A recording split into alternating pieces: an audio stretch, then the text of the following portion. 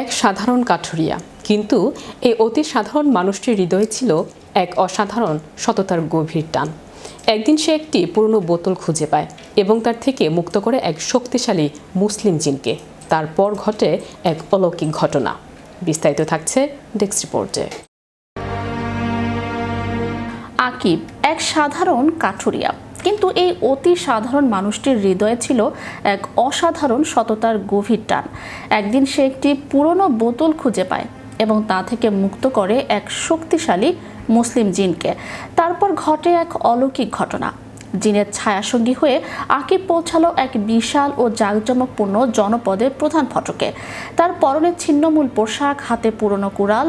এ দেখে প্রহরীরা তাকে তুচ্ছ তাচ্ছিল্য করে আটকে দিতে চাইল, কিন্তু আকিবের চোখে মুখে ছিল এমন এক তেজ ও আধ্যাত্মিক জ্যোতি যে এক অদৃশ্য শক্তির প্রভাবে প্রহরীরা পথ ছেড়ে দিতে বাধ্য হলো। রাজ্য দরবারে গিয়ে আকিব দেখল রত্নখচিত সিংহাসনে বসে শাসক গভীর হতাশায় নিমজ্জিত। ধন দৌলত আর ক্ষমতার প্রাচুর্য থাকা সত্ত্বেও তার মনে ছিল না এক বিন্দু শান্তি।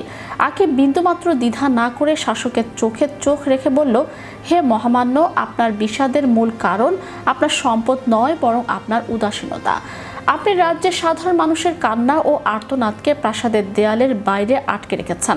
যতক্ষণ শাসকের হৃদয় থেকে গরিবের ক্ষুধার জ্বালা অনুভূত হবে না, ততক্ষণ তার শান্তি ফিরে আসবে না। আকিবের এই কথাগুলো যখন উচ্চারিত হচ্ছিল, তখন পাশে মানুষের বেশে দাঁড়িয়ে থাকা যুবা জিন তার কাঁধে হাত রাখলো।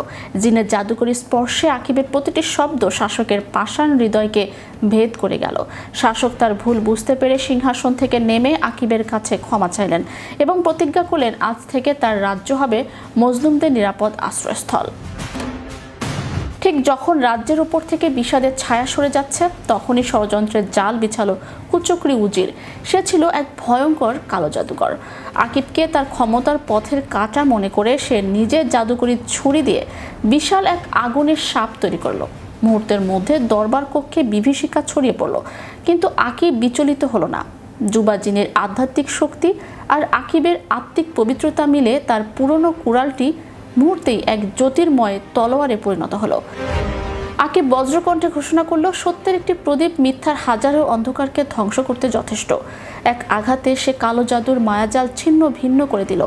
পরাজিত উজিরকে যুবাজিন তার আসল রূপে ফিরে এসে সেই মরিচা ধরা পুরনো লোহার খাঁচায় চিরতরে বন্দী করলো। শাসক আকিবকে রাজ্যের প্রধান উজির হওয়ার প্রস্তাব দিলে আকিব তা বিনয়ের সাথে প্রত্যাখ্যান করে। সে জানায় তার আসল শান্তি গহীন জঙ্গলে হালাল রুজি উপার্জনের মাঝে। যুবাজিন আকিবের এই নির্লোভ মানসিকতায় মুগ্ধ হয়ে তাকে চোখের পলকে তার গ্রামে পৌঁছে দেয়। বাড়ি ফিরে আকিব বিস্ময়ে বিমূঢ় হয়ে গেল। তার ভাঙাচোরা কুঁড়ে ঘরের জায়গায় দাঁড়িয়ে আছে শ্বেত পাথরের এক অপূর্ব রাজপ্রাসাদ। তার অন্ধ বাবা মা চোখে দৃষ্টি ফিরে পেয়ে পবিত্র কুরআন তেলাওয়াত করছেন। যুবাজিন বিদায় লগ্নে আকিবকে একটি পবিত্র সবুজ পাথর দিয়ে যায় স্মৃতিচিহ্ন হিসেবে। Channel Europe news desk.